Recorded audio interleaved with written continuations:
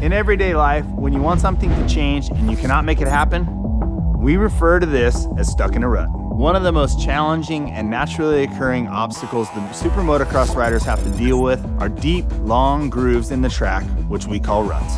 I think whenever it comes to ruts, I think one of the hardest challenges for us is being able to put power to the ground while staying directly in just a small rut. And then you take off a jump in a rut and you got to land in another one. So it's basically like we're riding a balance beam, you know, and we're trying to go just as fast as we would whenever it would be just completely flat. When it's flat, you can go wherever you want on the lip, so you don't really have to aim as precise. You don't want to cross rut.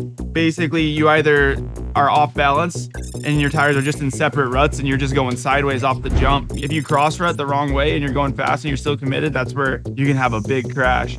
When a rider has to make the choice of choosing between a 110 and a 120 size tire, you have to consider the track conditions. If the track is soft and it's going to have a lot of ruts, they might choose the narrower 110 size. The wider tire tends to run into the edges of the corner. It might drag or run into the edges of a deep rut or a berm. Just an uncomfortable feeling for the riders. Now, 250 riders tend to stick with the 110 all the time. But again, the 450 riders can go back and forth depending on if they're dealing with deep ruts or they're needing more traction as the track gets more hard packed.